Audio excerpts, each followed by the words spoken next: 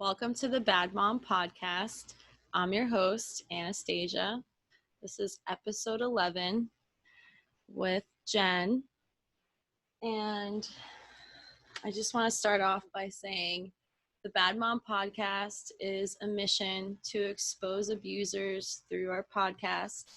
And the point of it is to give survivors a voice and give people who need to hear that voice some hope and positivity that there is a better life, and it's taking that first step and getting out of that situation. So today we have Jen today, and sorry I said today twice. We're gonna tell her story, and she's a good friend of mine, and she's got a baby in her belly, and it's her second baby. She's 7.5 months pregnant. Oh my gosh, it's so cute. So I want to start off with saying thank you so much for talking to me. This is probably something I look forward to for a couple of months, and we tried once before, but so much has happened since then, so we had to re-record. Yes. So I'm honored. Thank you. I want to say the point of this podcast also is to create an audience for the No Bad Kids nonprofit that I'm still building.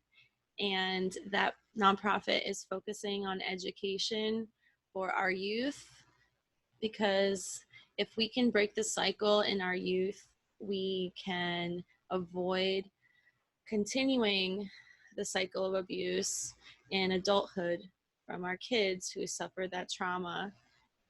And as I build it, I will give more details, but it's focusing on setting boundaries and avoiding toxic relationships by looking for red flags, self-love, self-care, just appreciating who you are, intuition, listening to your heart, and avoiding negativity and not letting that toxicity get to you, not abusing drugs and alcohol to cope, and finding positive ways to cope that don't affect your entire life and don't ruin your life, essentially.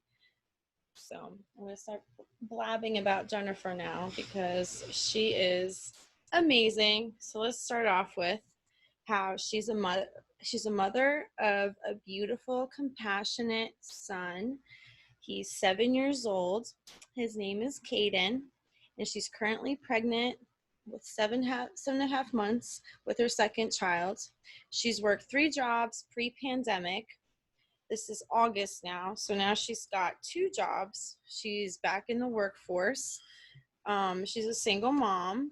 She's got a good support system, though. She makes jewelry for people with natural and raw crystals that hold healing properties, which I'm wearing right now. Awesome. And I'll please talk about your jewelry and everything eventually.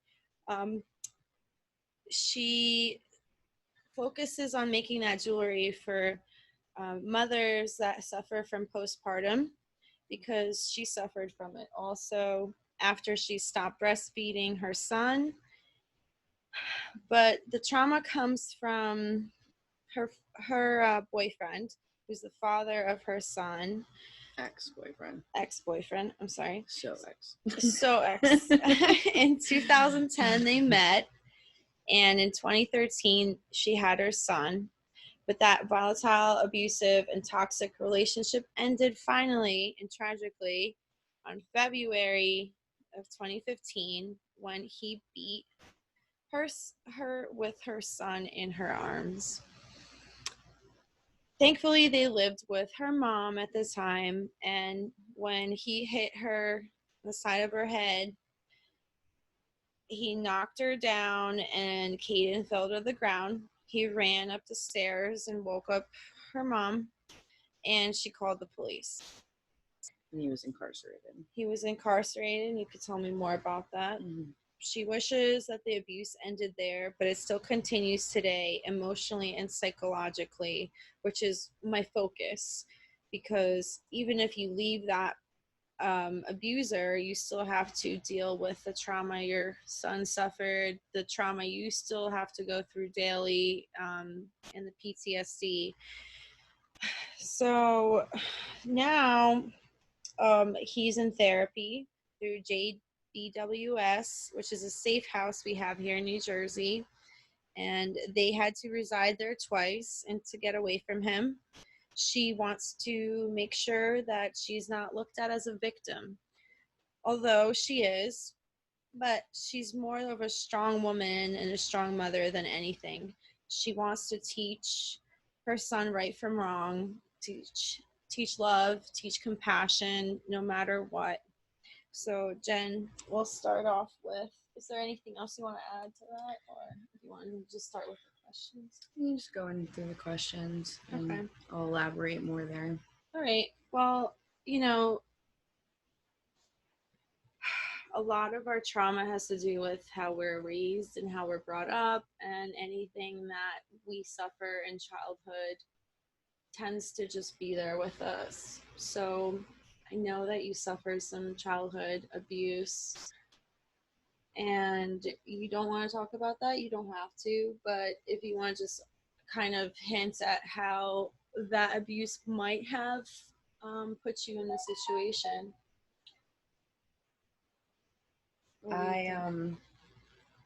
First of all,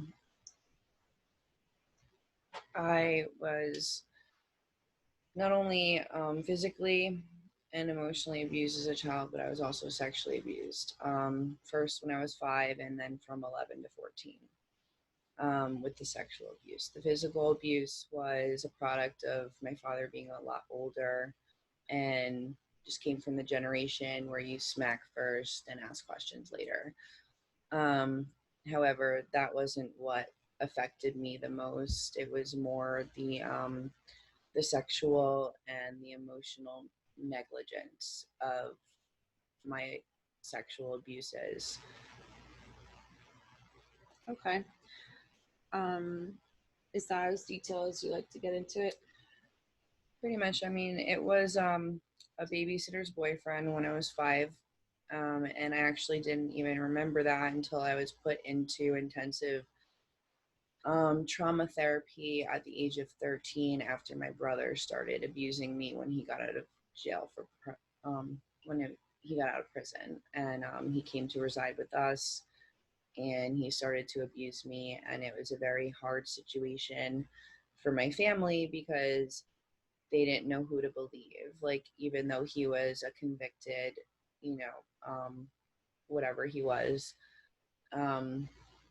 still my father's son, and I was my father's daughter, and he was conflicted. He didn't know what to believe until all of the negative outcomes in my emotions and state of mind and acting out and going towards the wrong things, getting into drugs and alcohol and just self-medicating. And then I was just sent to doctor after doctor and put into hospital after hospital for psychiatric help. And finally, I ended that cycle, and found forgiveness, not for him, but for me, to survive that, because I couldn't hold on to it any longer. It was going to kill me.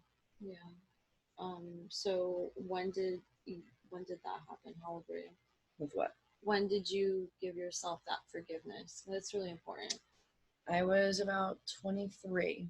Between the age of 23 and 25, I did EMDR treatment, which is very good for people with post-traumatic stress and addiction. And it's not practiced, I think, enough, or readily available to many people. I received it in Florida, and it's a long-term treatment. It takes months and months for you to continue with it. And because it's so intense and traumatic to bring up all of the details and constantly talk about it for months on end, I had given up on it the first round, and then I finally went back to it the second time, and I completed it when I was 25. So do you think it helped? Oh my God, yes. Yeah. And then amongst a lot of other therapies and the therapists and The point of EMDMR therapy is to desensitize you from those events by talking about them so much? no, it's to bring you to a safe place. So you constantly are training your brain to go into a safe place. You pick a trigger point in your body, like something you would hold. And my trigger point was like right here.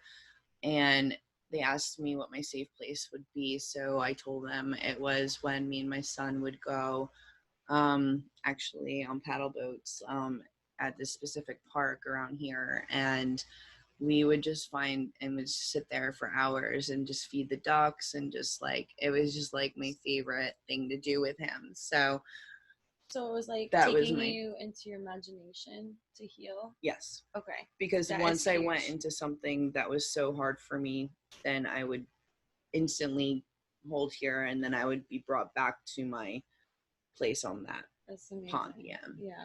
Okay. Because that's one of the healing strategies I use for my kids is to go to a happy place, Yeah. imagination. It really does help kids. Yes. Okay. I guess it helps adults too. Anyways, let's see. Do you wish that you had some kind of resources in school? I'm kind of going towards the No Bad Kids nonprofit. What I'm working on is to bring these kinds of awarenesses to our schools so that kids don't feel so alone and they don't get singled out. Like it's kind of going to be like an assembly form to teach right from wrong, to teach feelings, emotions, and how to deal with them, because we don't teach that to kids. Do you think if you had some kind of assembly or some kind of maybe class once a year where, it wasn't where to single you out, it was more to like just normalize those feelings that some kids might suffer from, because not all kids know what normal is, and a lot of kids have a different perspective as to what normal is, and it's what they see at their home. Is different. Yeah.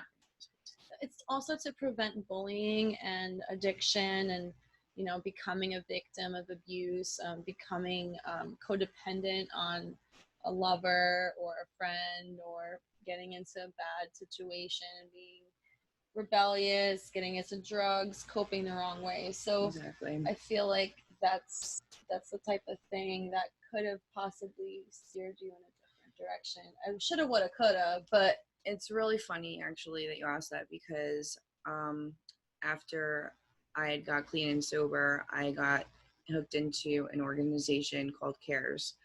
And I actually went out to about 6 or 7 different middle schools, and I would talk to the kids in assembly form with another representative of our place.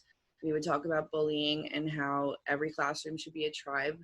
And that if you ever see that one child suffering or sitting quietly in a corner who's not normally like that, you go up to them, you give them a compliment, something just so simple, like, oh, like, I like your shirt, because I was talking to even sometimes like second, third, fourth graders, as old as eighth graders. And I won't tell you where in New Jersey they were, but I'll tell you after the interview.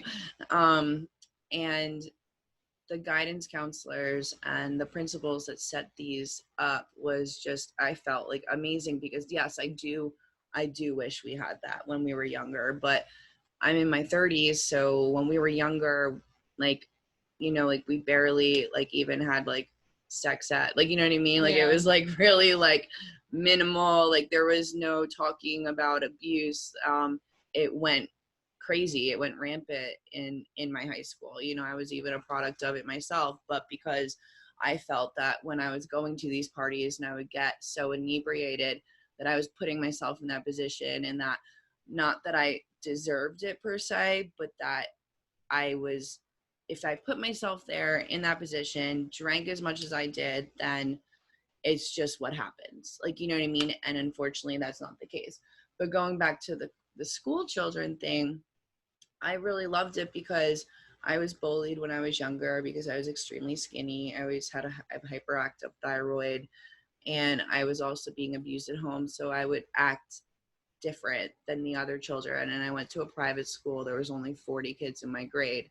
So if you imagine, it was very tight knit. It's not like the schools we have today, where there's like, my son has like over like almost 200 in his grade. Yeah. So it's easier to hide a little bit. And I would go into these schools and I would like kind of like break the ice by asking like what was their favorite color and what was their favorite activity. And then we would go around to each student. I would ask their name, their favorite color, their activity. And then I would start asking other questions, like, have you ever felt sad before? Raise your hand. Like, have you ever felt like, you know, you needed a break before? Or, you know, do you feel comfortable talking about your emotions, not only at home, but in school? Like, and this is your guidance counselor. This is the person you talk to. This was someone I utilized almost every day in high school. I was at my like guidance, like the guidance counselor or like the school therapist's office, just to escape, because I didn't know how to cope. Even though my mom did do the right thing and kept sending me to the best doctors and therapists that there were in the state.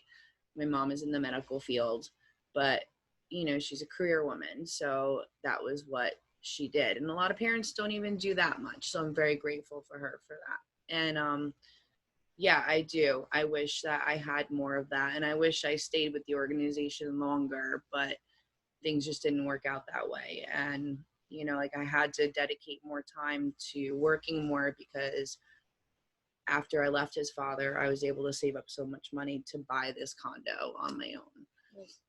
Yeah. Do you wish that your mom was around more? You said she was a career woman. Did you ever get to talk to her about these feelings? Did she believe you about what happened? How did she deal with that? That was her son.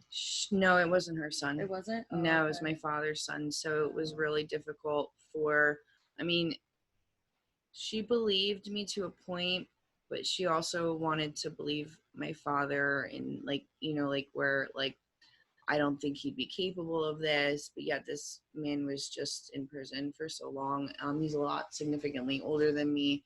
My parents were of significant different age, about 24 years apart. What was he in prison for? It doesn't matter. Doesn't matter. Okay. Yeah, but my mom honestly is my best friend today, but it was hard for her because she was climbing that ladder and she blasted through that glass ceiling, and she's now like a high executive who I'm so incredibly proud of. But as a child, it was different. Yes, like I pretty much leaned on my friends' mothers more. So she wasn't home at 5 o'clock. I was always with a nanny or somebody until about like between 5 and 7. Or aftercare. I was always one of the last to be picked up by either her or her secretaries. Okay. So the trauma, what kind of abuse do you think that you suffered caused you the most trauma? Was it the physical abuse, the emotional, and the sexual? Because after the sexual abuse, half my family ostracized me when it finally came out, and that was very tough to deal with at that age. 16?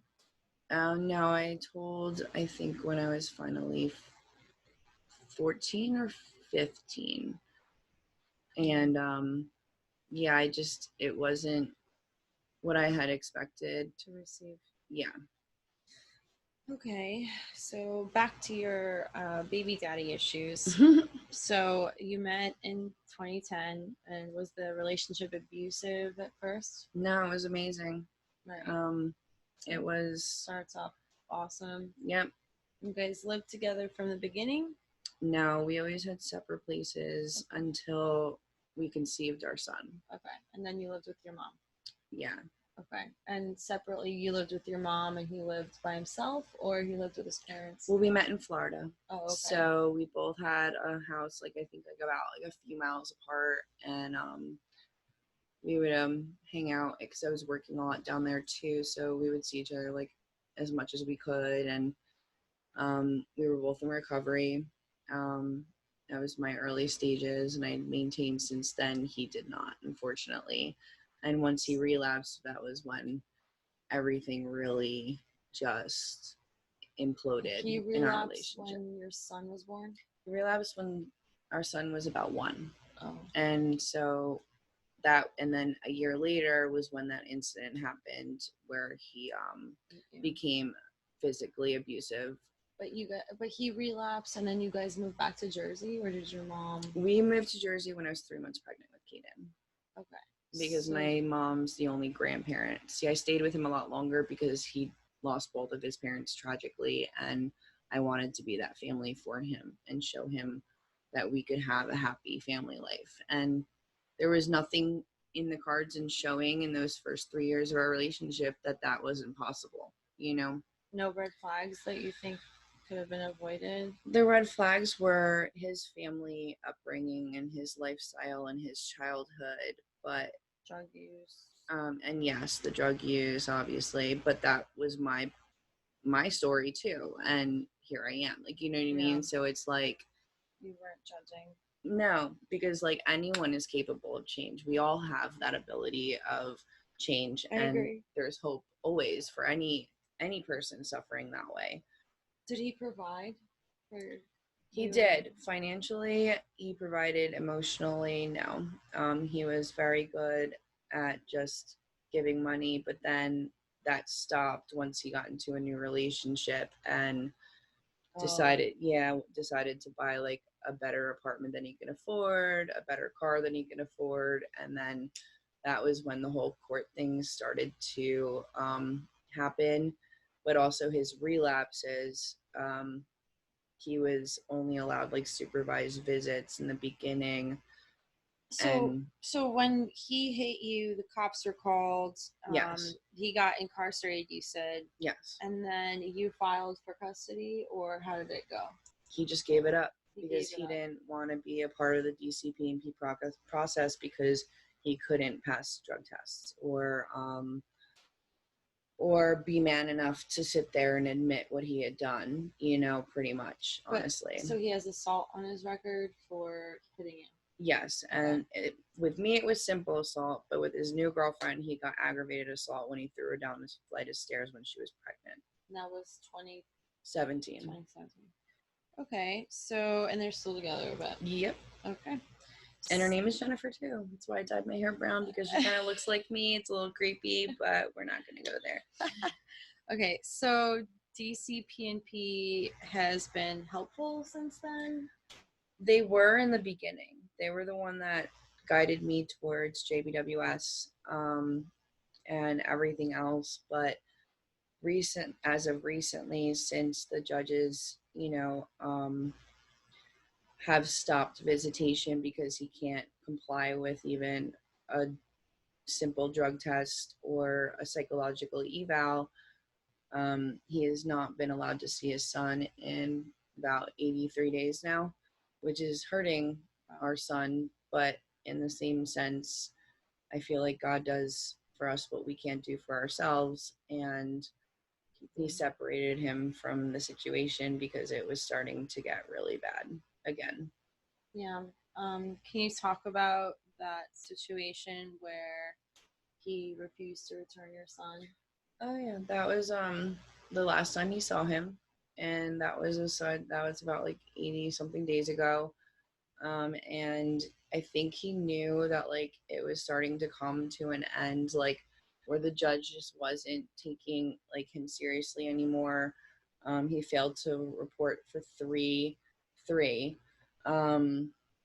scheduled court hearances, which were Zoom anyway, because now we live in this weird pandemic world. And then on one occasion, he was actually visibly impaired. So that's when the judge had ordered him that he wants him to do urinalysis and a psychological eval. And the paperwork was not printed yet. That was a Tuesday that we had that court date.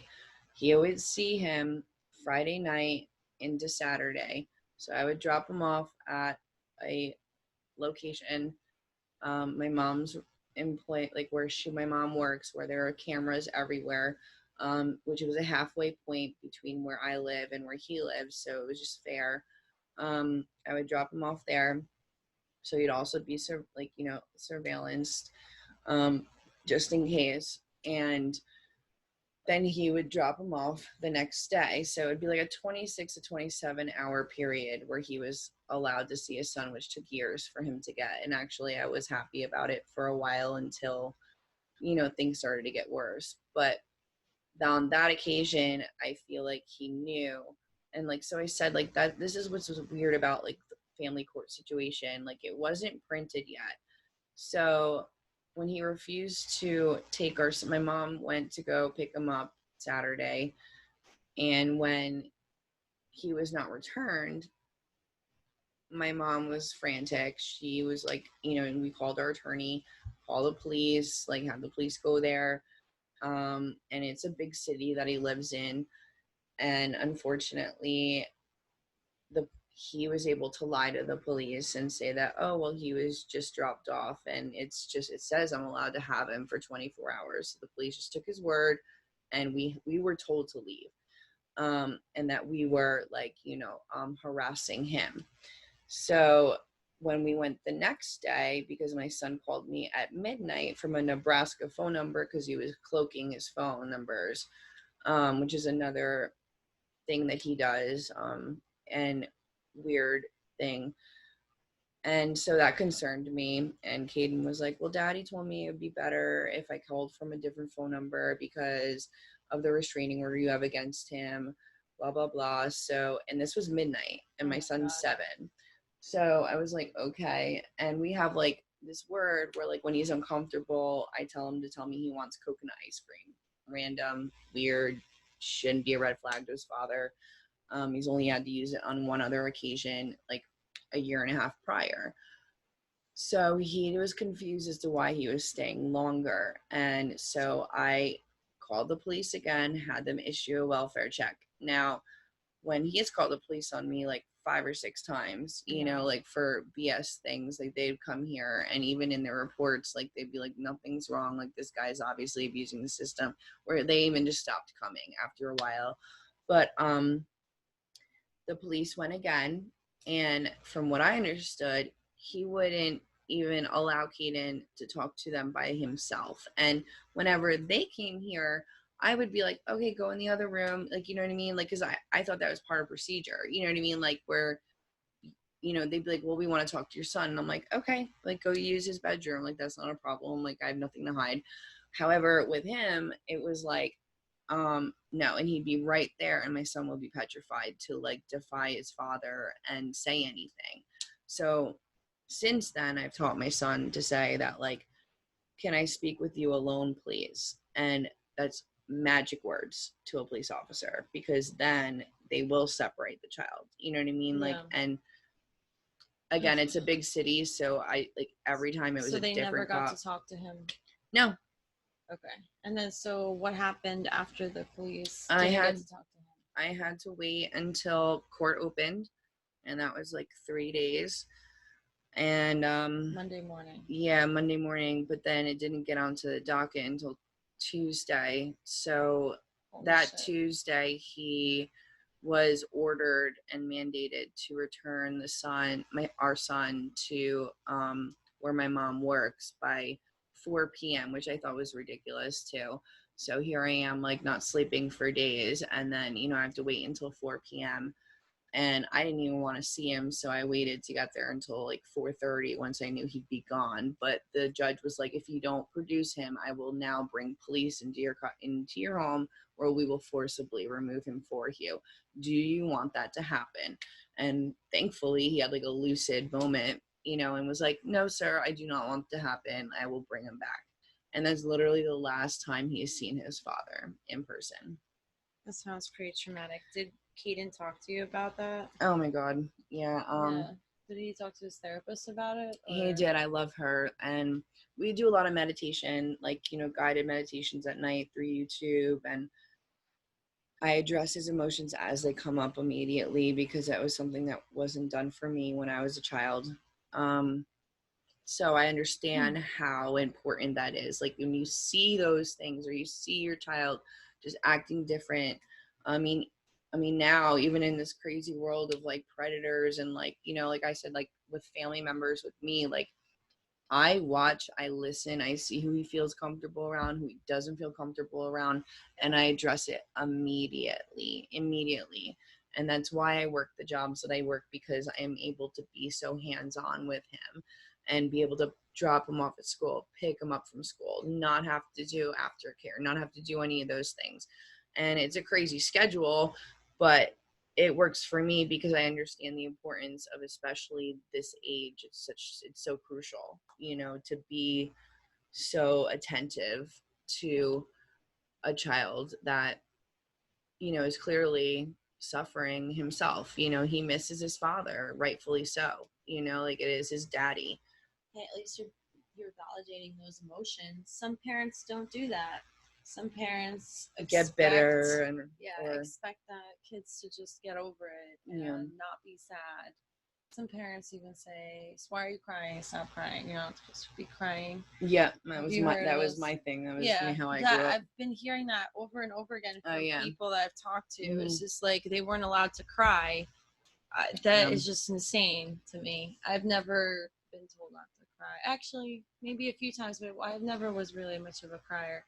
But I'm glad that you said that you had that too, because I ended up not being a crier because of it. Well, now at least our society. Now all I do is cry. Yeah. Oh my God, you come see with me. the emotions and deal with them, like you said, when they happen. Yes, yeah. And that took me, like I said, 23 years to learn myself, and even at 34 now, like I'm still, like I still struggle with it at times, but like I feel everything I go through and I allow him to feel everything he goes through, and then we talk about it after we like do our own little processing. Well, because if you don't talk about it, you suppress the emotion. Exactly. You deal with it probably much harder. And that's when I would do drugs, or like I would go and do things that I shouldn't do, or treat people badly because I was feeling badly. You know what I mean? Like, and there's so many different ways instead of just drugs or alcohol. But I mean, like, it's also like the suicide factor that is happening now too. Yeah. And it's just like, especially during this pandemic that's isolating everyone, like it's scary, and I wish like people would understand like how much help there really is out there, like especially like with the whole JBWS thing. I was embarrassed. I was like, I'm not going to some safe house. Yeah, to some safe house. Like, it's not that bad. Like, I'm okay. Like, you had to do it during the pandemic too. Well, yeah, but like this was even beforehand too. Like, cause I was like, I'm not, like, I don't think like, I'm a battered woman. Yeah. Like, like, and like. But he's broken into your house. At that point, did you feel like you were that's when I did go in through the pandemic. Yeah. And then we put surveillance up everywhere. Yeah. That's technology. Is there like a red flag sign that you can detect? Say, like, if you were in another relationship again and you were like, oh my God, here I go again. Because we're so prone to being in these abusive relationships from already being abused, right? Yeah. Because we're healers and kind people that want to heal everybody. Yeah, caretakers, caregivers, lovers, healers. So I'm too old for that now. Yeah, right. But I'm like too old. I'm only healing through like, the podcast. I'll tell you that, like, this baby's father, I love him to death. We've known each other since we were very little. I mean, I love him as a person. However, I'm afraid to be in any kind of relationship. And so I've even pushed him away, honestly. And I don't know if that's right or wrong. And he hasn't pushed back or said anything except for that he will be there for the baby. He is not an addict. He was actually a corrections officer and the exact opposite of anyone I've ever gone for, But like I said, we knew each other since we were 9. We were actually each other's first kiss. So, oh, cute, sappy That's story. adorable. Yeah, like it's so cute. But Okay. so it's different now, but I'm still petrified to be in any kind of relationship because I've only been in 2 other serious relationships since Cody, like in 2015. It's now 2005 years. Well, each baby is a gift, so you don't know what it's gonna Yeah, bring. but those other 2 were just nightmares too, and I didn't know it until like 7, 8, 9 months in, and then I feel like such an idiot because it's like I should know these things. Biggie, of course, gets up on the Right, yeah. the tab. Oh, is he gonna make a debut? Oh my god. You see him. Biggie, get down. Oh. Anyways, no, he didn't. But Good. is there well, I guess you already gave your message of hope, but is there an official message of hope you want to send out to somebody who is in an abusive relationship besides, seeking that help that is there? You have hotlines, you have me, you can reach out to me anytime and I can guide you to a support group. I will be your support group. I will talk to you. There's Biggie. I think he's on the mic now. Sniffing around. Sniffing around. What is going on? He's my protector. Well, yes, get an animal. Yes. That is the number one thing that's helped me. Minnie, my dog, is like, oh, I love Minnie. She slept over my the other day. protector. She's my baby. She's been with me this entire relationship. She's healed me. I've healed her. She saved my life. I've saved hers. I know. So like this cat though, he's just yeah, he's a good boy. He's shaking the laptop a little bit, but what are you gonna do? Cats are funny. He's lying down behind it. Maybe he likes the heat. It's giving off. Yeah. I don't like the heat. Yeah, you're pregnant. I know. I'm a puddle. You're about to pop. When's the due date? October 19th. I'm hoping it'll be, yeah. That's my friend's birthday. And my best friend's birthday, who actually passed away from suicide, was the 17th. So I'm hoping it comes the 17th because he's one of my guardian angels today. Wow. And he suffered, but he was always one of my rescuers. So what I would suggest is just find that person you trust, like go to them, talk to them, find anything and anywhere in town that has like, help centers, message people like Anna or other people who are advocates for this vicious cycle that just seems to happen. You know what I mean? You can even call JWBS and just talk to them. JBWS, yes. I mean, there's probably other programs in other states. There's tons. In New Jersey, JWBS. And there's a few of them in New Jersey, JBWSs. They personally haven't helped me a whole lot. I have a whole different experience, but it just depends on your situation. Mm-hmm. They're there to listen at least when you have nobody. And just don't give up. Don't give up. There's safe houses. They'll find you shelter. They'll temporarily provide you food, clothing. Yep. And even get you into rapid housing if you can't afford. Find you legal support. Yep. There's legal aid. The services are out there. You just have to take that step and say, I need help. I deserve better. Yep. I am worth it. What's more important? My son staying together for this abusive marriage never works. Staying together with an abuser is like living in a prison. It is. How great do you feel in this house? I know. I love this place. It's my little kingdom. It's your safe space, right? It is. That's why I have it so beautifully decorated with so many pictures and artwork from my son. And you can have your own safe space. You don't need anybody to take care of you. And it's just so liberating to like walk into your house and not walk on eggshells, not have to cook and clean and do whatever for someone and make them happy. No, it's all about you once you walk the fuck out of that door. Exactly. Like, just do it already. Oh my God. I went skydiving when I finally broke it off. Yeah, with his father. I was like, I'm jumping out of an airplane. I'm like, because this literally was like life or death for me. You went skydiving. I started snowboarding. Yeah. You're great at snowboarding though. I'm terrible. I can't do it. I'm not coordinated like that. No, it's fine. But yeah, so reach out, peace and love. Thank you for listening. And reach out to me if you need someone to talk to. I'm here for you. Love, Anna.